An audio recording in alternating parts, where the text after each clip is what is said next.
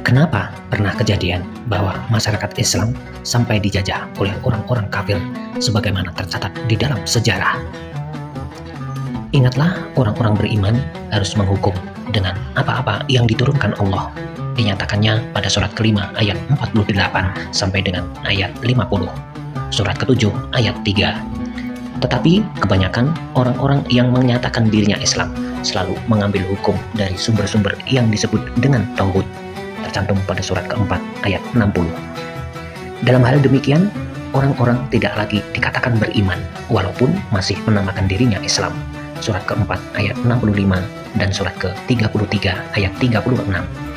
Karena itu mereka telah mencampur adukkan kezaliman pada keimanan hingga keamanan hidup tidak mereka dapati sesuai dengan ketentuan Allah pada surat ke-6 ayat 82.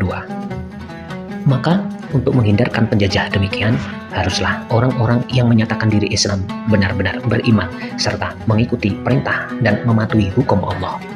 Perhatikan surat kedua ayat 190 sampai ayat 193. Dan ingatlah dalam garis hukum Allah orang-orang yang memerangi kamu, dan janganlah melanggar hukum, bahwa Allah tidak menyukai orang-orang pelanggar hukum. Dan perangilah mereka di mana saja kamu jumpai mereka, dan usirlah mereka dari mana mereka mengusir kamu. Dan fitnah, kesusahan berupa ujian dan perkosaan itu lebih sangat jahatnya daripada perang.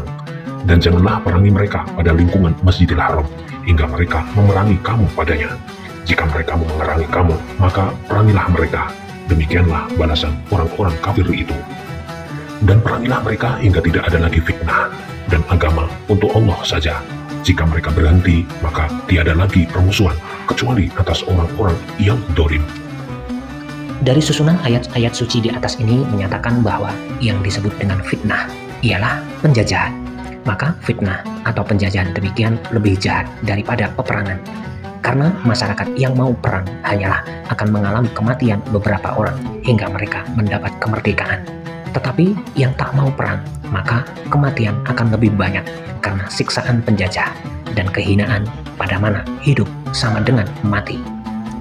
Jadi tidaklah tepat jika dalam bahasa kita dikatakan fitnah diartikan dengan tuduhan palsu.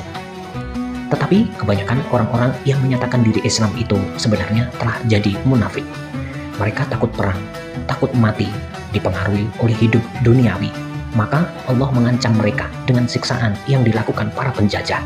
Mereka menderita hidup sengsara, lenyap secara berangsur, diganti oleh masyarakat penjajah. Dinyatakan Allah pada ayat suci yang maksudnya sebagai berikut. Surat ke-9 ayat 39. Jika kamu tidak bertempur, akan Allah siksa kamu dengan siksaan pedih, dan mengganti kamu dengan kaum selain kamu, dan tidaklah kamu membahayakan Allah sedikit pun juga, dan Allah menentukan atas setiap sesuatu. Maka dengan ayat-ayat suci ini dapatlah diketahui kenapa pernah ada masyarakat yang menyatakan dirinya Islam sampai dijajah oleh orang-orang kafir. Sebabnya ialah karena orang-orang itu telah berubah menjadi munafik. Dalam hal demikian, nyatalah janji Allah pada surat ke-6 ayat 82, surat ke-40 ayat 51, dan surat ke-58 ayat 21. Bukanlah salah pasang, bukan pula keliru. Yang salah pasang yaitu orang-orang yang menanggapi ayat-ayat suci itu tanpa penganalisaan logis.